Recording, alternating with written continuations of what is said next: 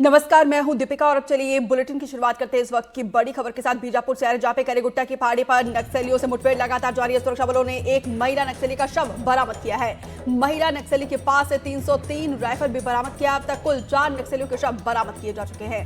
अब तक सैकड़ों नक्सली ठिकाने और बंकर नष्ट किए हैं। सर्चिंग के दौरान आईईडी ब्लास्ट में कई जवान हालांकि घायल हुए हैं। घायल जवानों का इलाज जारी है और अच्छी बात यह है कि जितने भी घायल हमारे जाबाज जवान हैं वो खतरे से बाहर है।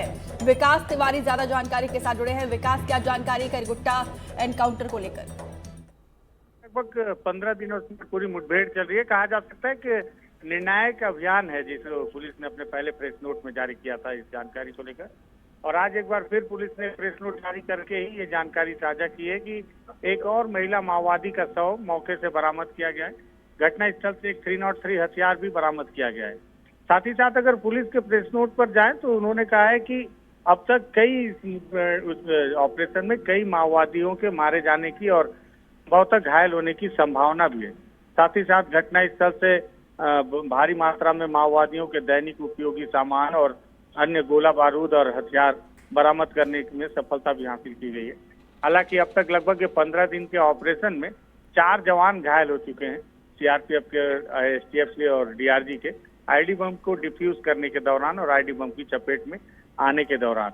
लेकिन पुलिस का दावा है कि ये निर्णायक लड़ाई इसलिए मानी जा रही है क्योंकि करेगुट्टा की जो पहाड़ियां हैं वो दंडकारण्य में अगर देखा जाए तो माओवादियों के लिए सबसे आखिरी सेफ जोन के तौर पर जानी जाती रही है, जिसके ऊपर चढ़ पाना काफी एक कठिन लड़ाई के तौर पर है। माओवादियों को भी इस पहाड़ी के ऊपर चढ़ने में काफी मशक्कत का सामना करना पड़ा था और यही वजह है कि माओवादियों ने इस इलाके को जब अपने लिए चुना है और जब नीचे से जवानों ने उसे घेरने की कोशिश की तो जवानों को भी काफी कठिनाई का सामना करना पड़ रहा है इस पूरे ऑपरेशन को अंजाम देने में। आज हालांकि एक और महिला माओवादी की शव को बरामद किया गया, लेकिन अब तक उसकी शिनाख्ती नहीं हो पाई है। इसके पहले जो 3 महिला माओवादी मारी गई थी वो बटालियन नंबर 1 की सदस्य थी, जिन पर 8-8 लाख रुपए का इनाम था। देखना होगा मारी गई चौथी महिला जो है उस पर कितने का इनाम है और उसकी शिनाख्ती किस तरह से हो सकती है। हालांकि पुलिस ने भी दावा किया है कि कई बड़े माओवादी लीडर इस ऑपरेशन में घायल भी होने की संभावना है। जी विकास, अच्छी बात यह कि जितने भी हमारे जाबाज जवान घायल हुए हैं, 4 जवान वो खतरे से बाहर है। लेकिन जिस तरीके से आप जानकारी दे रहे हैं, नक्सलियों के मारे जाने की संख्या ज्यादा है। आपके सोर्सेस क्या कह रहे हैं, कितनी संख्या है?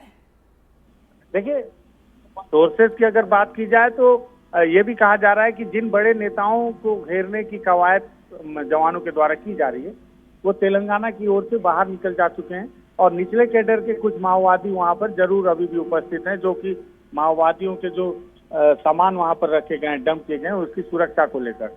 हालांकि फोर्स की भी मंशा ये है कि अगर मुठभेड़ होती है तो माओवादियों को नुकसान पहुंचाना, अगर वो सरेंडर करते हैं तो उनकी गिरफ्तारी या समर्पण करवाना, अथवा कुल मिलाकर उस इलाके को अपने कब्जे में लेना। मैंने पहले भी बताया कि ये जो करेगुट्टा की पहाड़ियां हैं ये तेलंगाना के और छत्तीसगढ़ की सीमावर्ती में स्थित पहाड़ी हैं, जिसका 30% हिस्सा तेलंगाना में और 70% हिस्सा छत्तीसगढ़ में आता है। और यही वजह है कि इस पहाड़ी के मार्फत माओवादियों को एक राज्य से दूसरे राज्य पहुंच जाने में काफी आसानी होती है और इसका फायदा वो लगातार उठाते रहते हैं, जिस वजह से जवानों की कवायद है कि इस पहाड़ी को अपने कब्जे में लिया जाए। और यही वजह है कि एक लंबे ऑपरेशन के तौर पर इस पूरे ऑपरेशन को लॉन्च किया गया था और आज इस पूरे ऑपरेशन का 15वां दिन है, जिसमें सफलता के नाम पे चौथी महिला माओवादी के शव को बरामद किया गया है।